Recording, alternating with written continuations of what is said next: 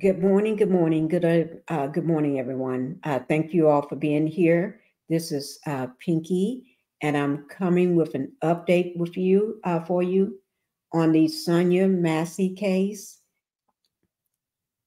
Today is Monday, Monday the 29th, and I do have the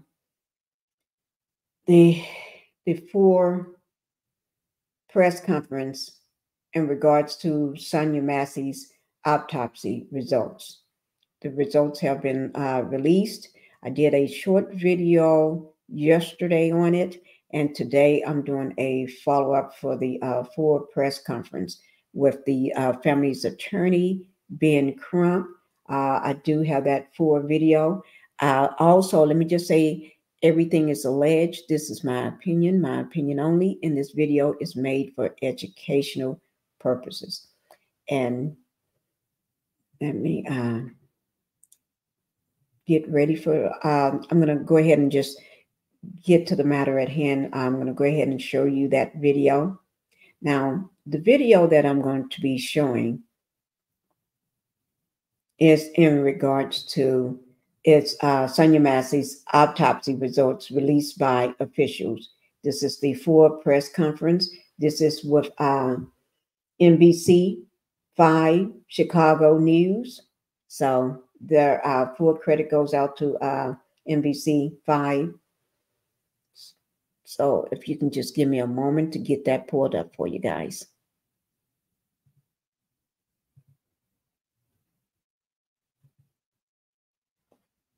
Okay.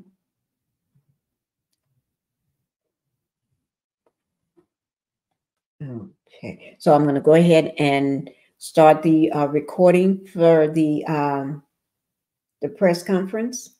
So here we go. And let me just do this just in case, because I do want to be respectful. So let me go ahead and put out a trigger warning and graphic content warning for images. For viewer discretion is advised. All right. So we can go ahead and get started, guys.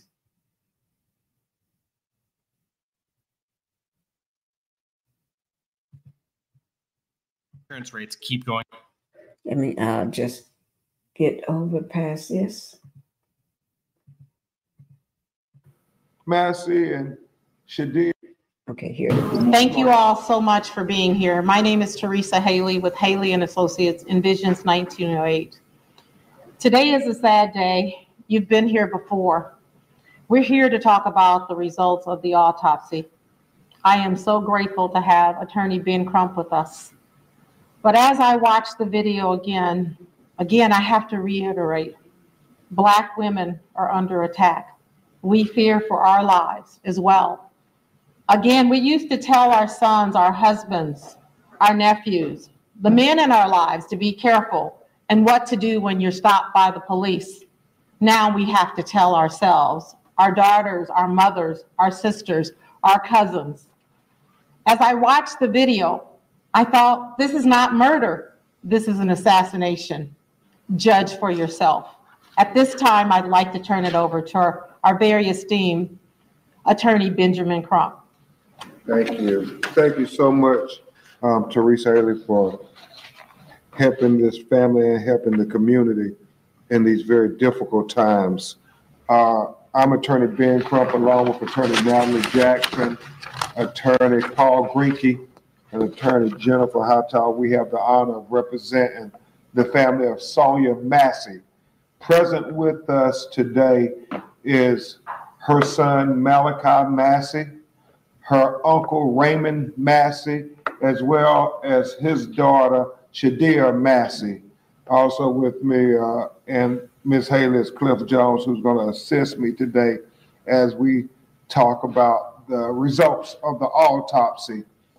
Before we do that, I want to also talk about an update as we continue to probe and find out all the reasons why this tragedy happened, leading up before the killing and the aftermath of the killing.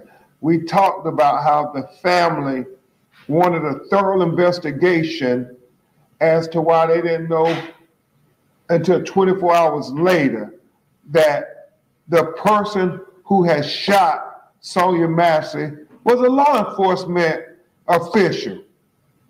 Why weren't they told that from the very beginning when they showed up asking who did this?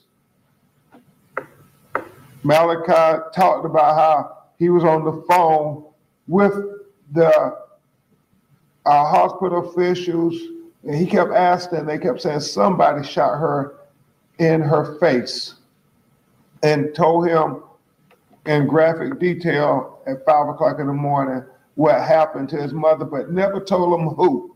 Shadia and Jimmy went to the house at 6 a.m. that morning when law enforcement was all around. They kept asking the questions. Who did this? What happened? Nobody told them that it was the sheriff's deputy, Sean Grayson, who had shot her in the face. They seemed to be led to believe that it was some prowler or something, because they started asking questions. Every time they would ask questions, they would be given questions. What was the history between her and the neighbor? And so it was troubling. So we wanted investigation. And I say we, the family, passionately wanted an investigation into that there, because they are suspicious of everybody and everything. Wouldn't you be if this happened to your daughter, your mother? And then we talked with the Department of Justice because we want to know more about the history of this sheriff's deputy who so flagrantly and senselessly shot and killed Sonya Massey with no remorse, no humanity after he did it, evidenced by the video. People contacted our office since we've had the press conferences, Teresa, and this is why we continue to try to fight not only in the court of law, but in the court of public opinion, because we know we have to fight to get justice. We don't assume that it's just going to happen for Black people in America, even when we got all the evidence in the world, all the visual evidence in the world, we still don't take it for granted.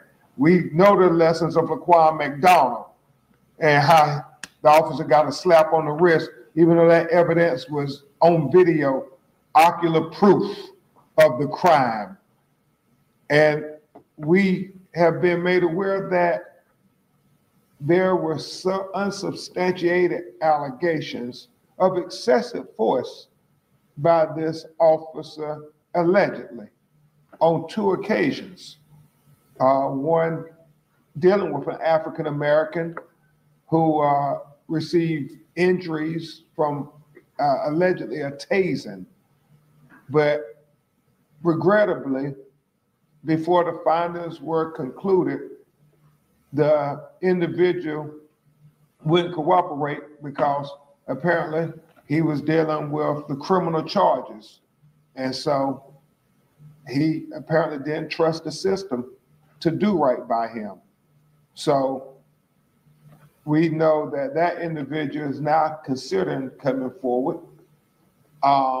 Even though you have to understand, a lot of people, a lot of minorities in America don't come forward for many reasons.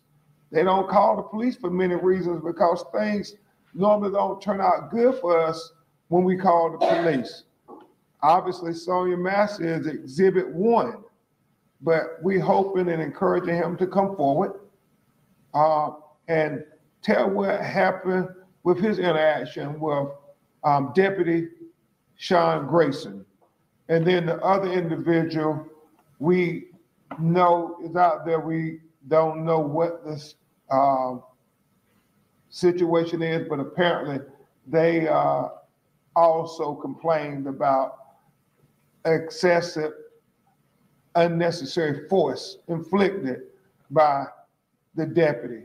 And the question really goes back to what Sonya's father, Mr. Weirburn, said. With the 2 DUIs, with the reprimand from the Army over serious misconduct, with the 6 different law enforcement agencies in 4 years, with whatever answers he answered in the questionnaires when he was interviewing for the job. When you asked about why did you leave this department, why did you resign from this, were there red flags missed? And should he have been hired in the first place by the sheriff's department? Those questions only get louder. You know, Malachi and Cliff Jones and us, we asked that question, you know, DUI guilty convictions? How do you even have a driver's license? Much less getting a job as a sheriff's deputy. Many questions to be answered. And so we will be sending the formal letter to the Department of Justice with those things that we have been made aware of, and they have promised the family that they will work with the local agencies and they will try to get answers to all of these allegations of other instances of excessive force. And before you hear from Uncle Raymond Massey and Shadia Massey, and finally from Malachi Massey, we want to take a few minutes to go over the autopsy report because I think it's important. And Teresa, I'll tell you when to turn it over.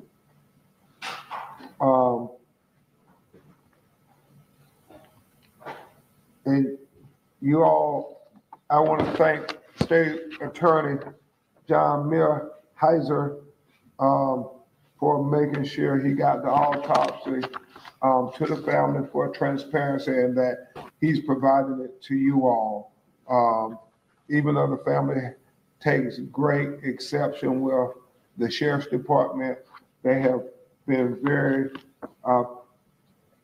grateful that Mr. Millhiser's office has tried to be very transparent and very respectful to them as victims.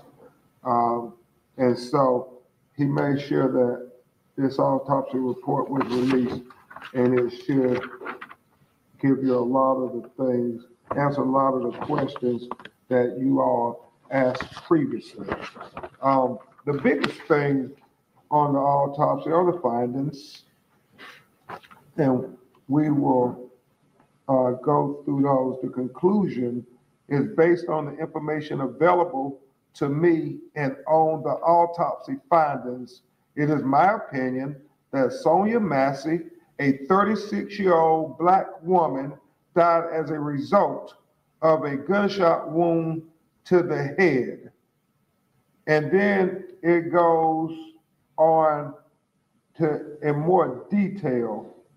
And it says the gunshot wound of the head, the entrance was beneath the left eye. The injury, proliferation of the left internal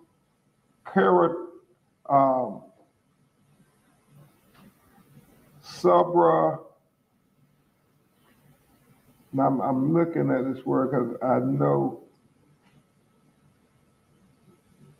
it's not subdural artery, but it's an artery that is the blood vessel right beneath her eye. The exit posterior left surface of the upper neck. Associated injuries, skull fracture, subdural hemorrhaging, direction, front to back, downward and slightly right to left, range, no soot or gunpowder stippling on the skin. If you could turn it over. And I would tell you, they had an anatomical model that is very important. Here, obviously, you have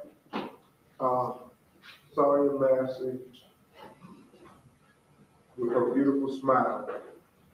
But you have, as they said, the injury right beneath the left eye. And then they talk about how the exit is posterior left surface of the upper neck, below the ear, below her hairline. Now, why this is so significant, is it confirms that Deputy Sean Grayson shot in a downward trajectory. He shot in a downward trajectory. This autopsy findings, coupled with the video where we see her ducking, saying, "Sorry, sir, sorry." He shot when she's making a motion coming up. That's how you get the downward trajectory. And you see on the video his arm, he aims down. He literally aims down. You see his arms braced in a downward trajectory. And we know that he walked 2 to 3 steps to his right, out away from the counter, where it was, we believe, from objective observation, to get a better shot at Sonya Massey. And when Sonya Massey was staring at the barrel of his gun, we see on the video what she did. She stooped down and said, "Sorry, sorry." And we believe that the bullet, the shot, was shot while she was in a stooping position coming up. And that's how you get the downward trajectory. And the autopsy confirms what everybody already knew on the video, that this was just a senseless, unnecessary, excessive use of force. Completely unnecessary. Certainly not justified. I mean, how can you justify this? She's all of 5'1", 110 pounds.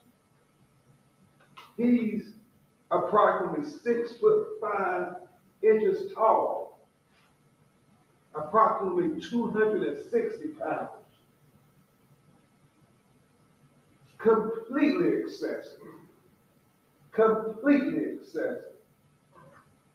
And so we will continue to provide you updates, evidence as we get it, because we're not taking for granted that America won't see Sonya Massey like Deputy Sean Grayson saw her. We want to make sure that America sees her as a human being worthy of dignity and respect and consideration. We don't take it for granted. Your actions speak so loud, we need not hear your words. And until we get a conviction and a sentence, we will continue to keep our foot on the gas and full steam ahead and fighting for justice for Sonya Massey. Full steam ahead. We understand far too often, especially as it relates to Black women in America, there's not equal justice. There's not equal justice. And just like Sonya Massey said, and I continue to use her words, until this discriminatory criminal justice system gives full justice for the death of Sonya Massey, we rebuke you in the name of Jesus. Justice for Sonya Massey. Justice for Sonya Massey. Justice for Sonya Massey. Justice for Sonya Massey. At this time, you will hear from Uncle Raymond Massey, Mr. Wilburn, her father, and Miss Donna, her mother couldn't be with us today. And I really appreciate Malachi being here. This is very emotional. Even seeing these pictures, even though he hasn't been able to watch the video, because that's his mama. You can't, who wants to see their mother get killed like an animal? But even this was emotional for him, but he understood why we have to do it so we can get justice for his mother. So we're going to hear from Raymond Massey, and he's going to talk to you about the families continuing to struggle in these difficult times as they fight for justice. And then we'll have his daughter talk to you. Mr. Raymond. Thank you. I wanted to tell you that I loved Sonya very much. She was a beautiful Black queen. She is the only family member that me and my wife was talking last night about. I've never once seen her angry or mad. She was always full of love, and she loved her kids and God. I call my sister Donna, Malachi, Summer, and their parents daily. And it hurts me so bad that the last time I spoke with Malachi, he had told me he finally got a little rest, and that was just the day before yesterday. And I can tell you that his sister is having nightmares to the point where we have to check the room. That just makes me so angry to see my family hurt as they do. It was so hard. It's hard for me to see my daughter and my nephew had to go in the house and clean up blood. And that just hurts me to see my family hurt. And after what Attorney Crump had talked about the autopsy, that is exactly why he needs to be prosecuted to the fullest extent of the law. Thank you, Mr. Massey. Thank you very much, Mr. Massey. Now you will hear from Shadia Massey, who is her first cousin, Raymond's daughter. And even though she has 3 other sisters, she was raised with Shadia, and they were like sisters. And Shadia was the first family member to arrive at the scene. And obviously the emotion of seeing your sister blood everywhere and how she tried to clean the blood up. So Malachi and Summer, her children, wouldn't have to see their mother's blood when they came in the house to get their clothes. So Shadia Massey will try to speak to you from the heart. Hello. Sonya meant the world to me. I loved her so much. This tragedy has been too much on my family. Her kids, her daughter cannot sleep at night, y'all. She's in one household, I'm in another household. For her to go to the bathroom, she has to be on FaceTime with me. For her to get a drink of water, she has to call us before she get out her bed. You know, this is the hardest thing that we have ever been through as a Massey. It just breaks my heart that our family has to go through this.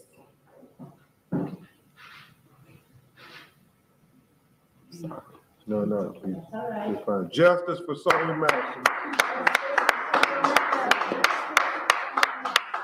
This brilliant device keeps your home cool in summer, even during heat waves and power outages. It's smaller than a lunchbox, cools any room within 3 minutes, and uses 98.7% less energy than your AC. It was invented by a former NASA engineer from Houston, and it's now taking the US by storm. Steve designed this device after a citywide power outage left him, his wife and elderly mother without AC in the searing summer heat. With inside temperatures reaching 90 degrees, Steve took matters into his own hands. The result is an ingenious invention that's destroying the $5 billion AC industry, helping families around the country. Having worked on cooling systems for deep space rockets at NASA, he reverse-engineered the existing aircon unit in his house and was able to build a more efficient cooling device. It sucks in the surrounding hot air, passes it through a liquid compressed cooling cartridge, and then blasts cold air back into the room.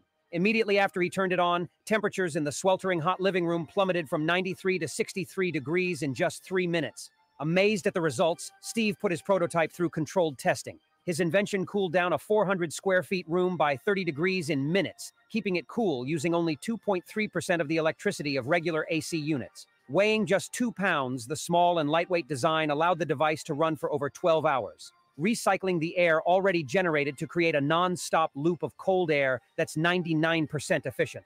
It didn't take long before greedy AC companies lined up to license Steve's invention. Worried they would inflate prices and take advantage of homeowners, Steve decided to partner up with independent engineers and trustworthy ex-coworkers instead.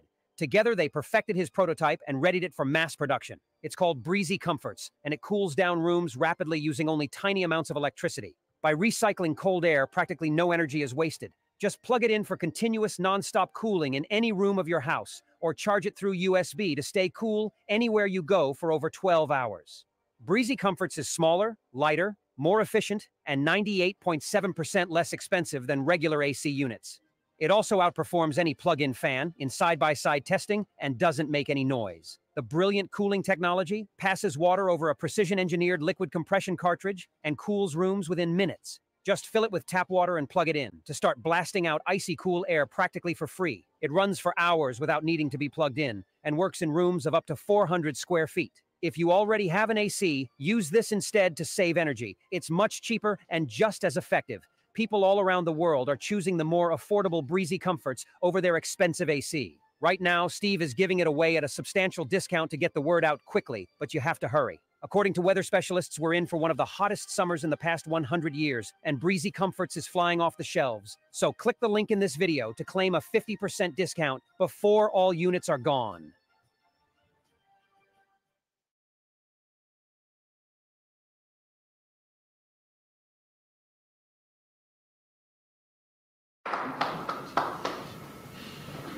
And finally, you'll hear from Malachi, who was the first one notified that his mother had been killed. And just as he explained to us what they told him, you see, was the findings at autopsy. So Malachi, if you would share what's on your heart.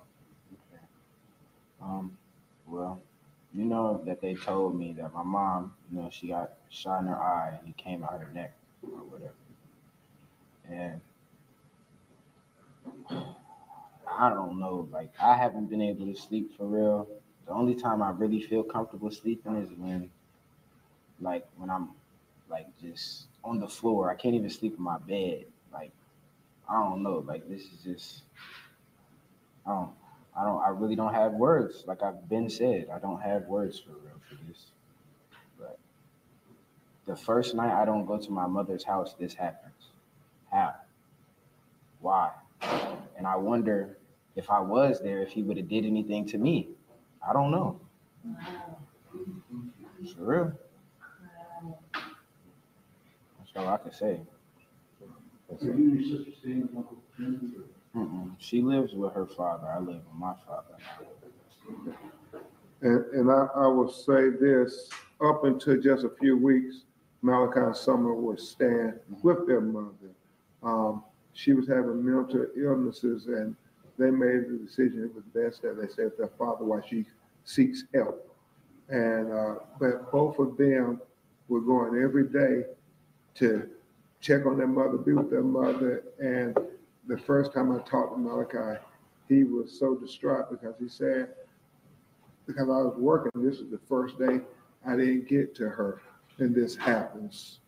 And then the only other thing, Malachi, you may want to tell them is you think law enforcement came there earlier that day. Okay, it was an incident that happened earlier that day, and I talked to 2 officers or whatever, and I believe that it's the same officer that shot my mother. I talked to his partner first, then the second officer, that's the one that I think the one that did that. I talked to them, and they told me that because she was driving herself to the hospital or something. She wasn't even at the house when this was going on, but she was driving herself to the hospital. They told me that they were going to go there to help her, and then this happens. So she was seeking help because she was trying to get help. And it's like Mr. Wilburn said, she was trying to get help. She needed a helping hand, not a bullet to the face. That's right. She just needed those officers to extend an ounce of humanity, not to kill her. And like we said, mental illness is real. You all may have family members who are struggling with their mental health. They deserve compassion and consideration, not excessive, unjustified force like we saw in that video. So we continue to try to say that Sonya Massey, life matters. She did, man, when you hear Malachi talk about what kind of mother she was, how she worked overtime to help him get a car and everything so he can get a job, how she talked to him about balancing budgets and about the Bible and about trying to work and be responsible. I mean, she was doing her best to be a person who helped people in the world, especially her children. She did not deserve this. She did not deserve this.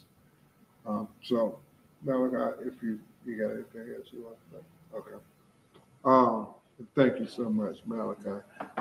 We will try to take some of your questions if you have any. So, I'm sorry, the Malachi was describing earlier on July 5th that there was a response that the same officers? That he said he believes it was the same officers. That's why he believes they knew she had was struggling with her mental health. And she had driven herself to the hospital for treatment?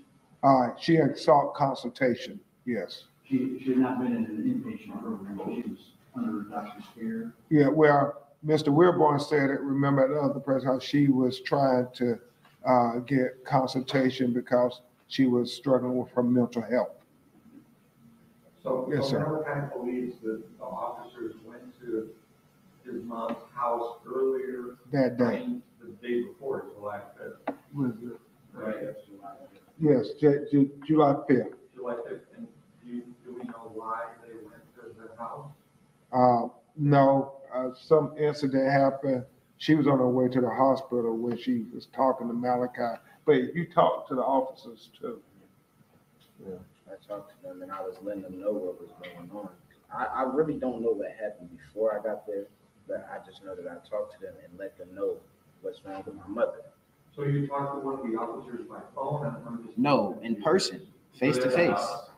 Yes, they was at my house. You were at the house at yeah. the same time visiting your mom? And she drove herself to the hospital because I don't know why she did, but she drove herself to the hospital. When I got there, it was just the police there. My mother called me before all of this happened, and she told me the police was there. And when I got to her house, she wasn't there. She was calling me, telling me that she's driving herself to the hospital, and they were outside of the house. So you don't know who called 911 called So she drove herself to the hospital after the encounter with the police, right, that day? And you told them about her struggle with mental health. Yeah, and I just tried to, like, the whole week, like before all of this happened, I've been trying to get her in a mental health. We actually did get her in a mental health place in St. Louis, but they let her come back. I don't know why though. Why would they let her come back so soon? I don't know. Thank you, Malachi. Praying for you. Thanks. Any other questions? Yes, sir. You had referenced two separate people that had use of force complaints that were never officially filed. Were those? I think they were filed. They had no determination, is what we've been told. But they were filed. And just I guess my question, were both of those for Sangamon County specifically, or were those at previous law enforcement jobs? We think it was a previous law enforcement job. One of them was an African-American citizen. We don't know the other one, but we know that the allegations is that they reported them. They have contacted our office.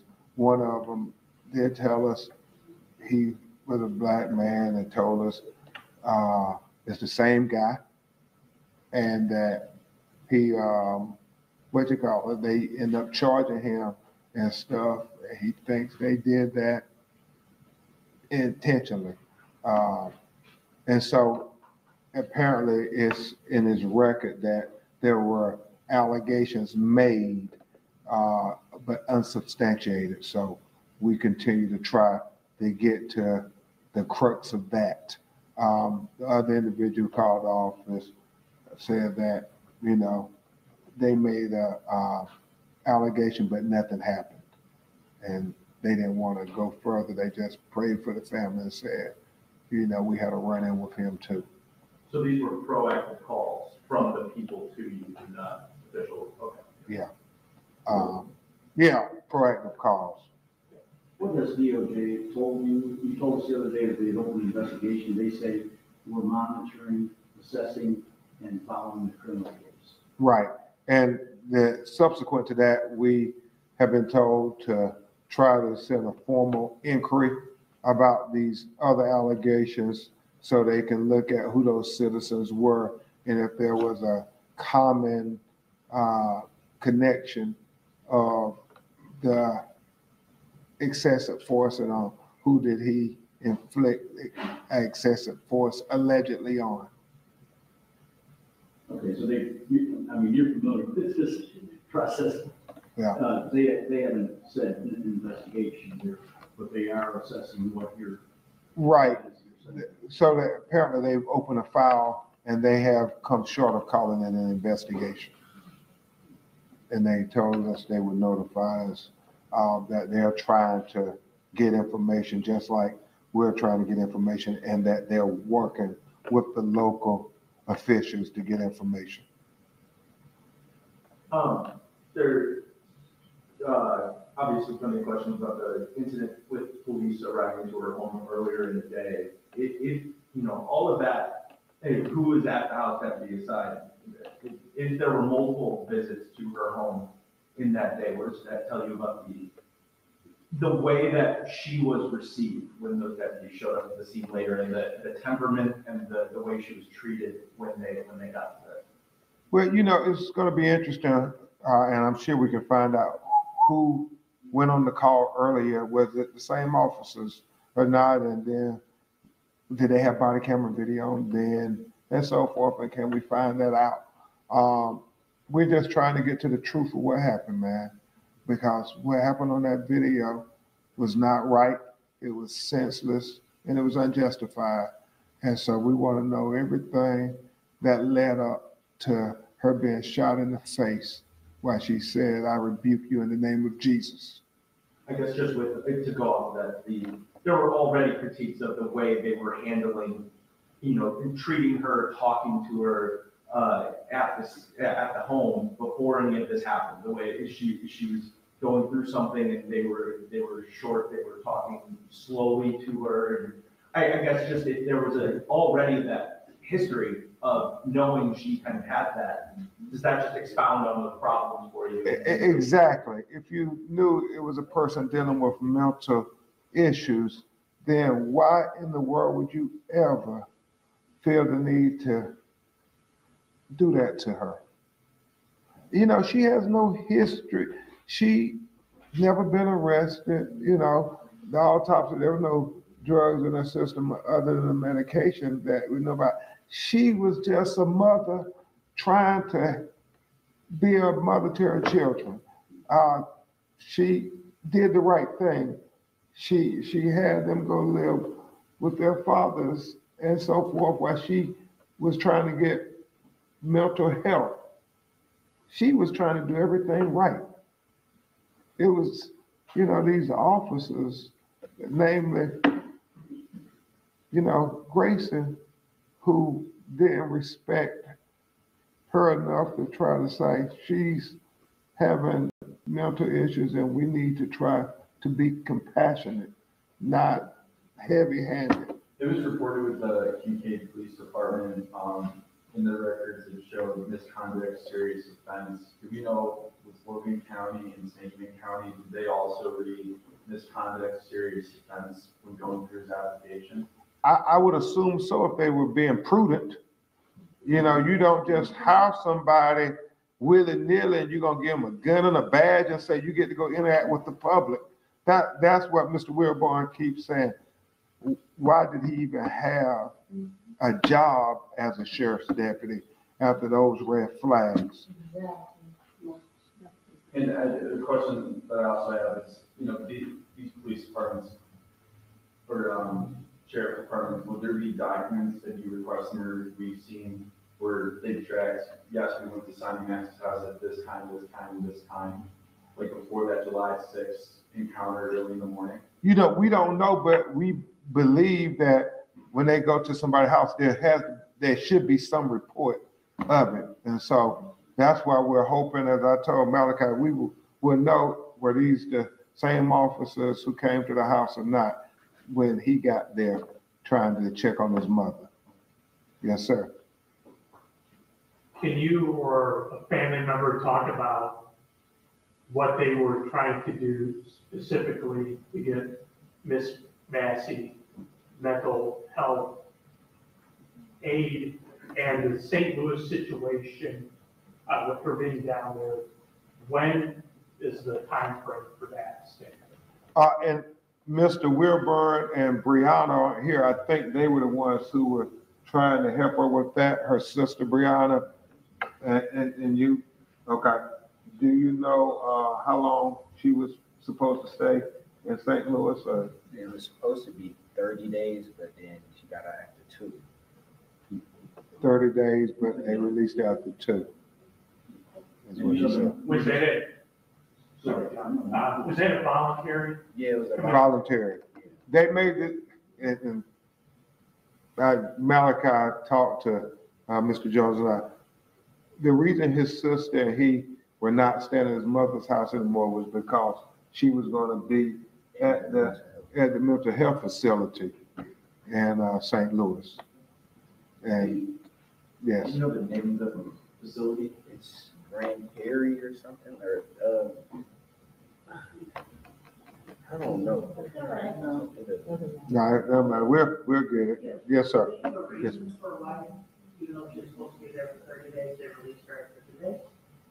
He said he doesn't know.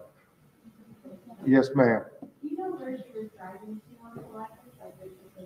St. John's Hospital. Any other questions? It underscores that mental health is real, and we need to understand that people who are trying to get help need us to be considerate of their efforts to try to better themselves. And apparently, she was trying, huh? She was trying, y'all. She was trying. And so we will continue to try for Sonya Massey. We will continue to fight for her to get justice, full justice. And we keep saying that word, full justice. because her son and her daughter and their family deserve full justice. We will keep you updated. We know that on Sunday, there's been a national call for mourning for Sonya Massey in over 25 cities. Tamika Mallory and Until Freedom, a civic engagement organization, has set it up, and they're having rallies in New York, Washington, D.C., St. Louis, Los Angeles, all around the country for Sonya Massey.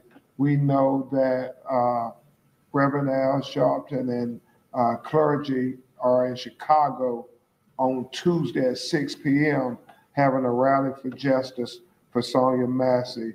And we know that congressional members as well as the vice president are constantly praying for the family and also seeking to talk with her family in the days to come. We've talked to about 3 congressional members so far, and I know Vice President Harris is trying to set up a time to talk with the family of Sonya Massey. Mr. Mark, what's that agency that's putting these rallies together? It's a couple of them. It's National Action Network, Until Freedom, National Action Network, the NAACP, all the civil rights organizations. Say Her Name, based out of Los Angeles, Black women who have been killed by police violence, like Sandra Bland, like Atiana Jefferson, like Pamela Turner, like Breonna Taylor, and you know, the list goes on and on. Yes, they are. Okay, thank you all.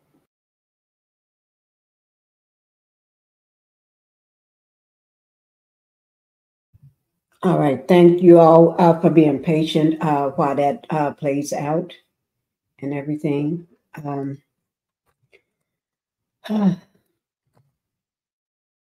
In the comments, you all can put say her name or hashtag justice for Sonya Massey or hashtag Sonya Massey in your comments. Please do leave a comment and everything. And once again, this is Sonya Massey. All right. Yes, and it shows you the trajectory of what how it happened. All right, guys. And I will be going ahead sometime today or tomorrow. I'm going to give more information on the deputy here, Sean Grayson, that unalived her. We need to know more about him. Why was he allowed to join the force, get hired at the sheriff department when he already had 2 DUIs and been let go from several other places? All right. All right, guys. Thank you. I know this is hard. I know it's hard. And prayers go out to her family. Prayers go out to the Massey family. Right? Thank you, guys. You all have a wonderful day, and thank you. And if you can, go ahead and hit the like button for me. If you can, go ahead and hit that like button. And I do want to thank you. All right? You all have a good day.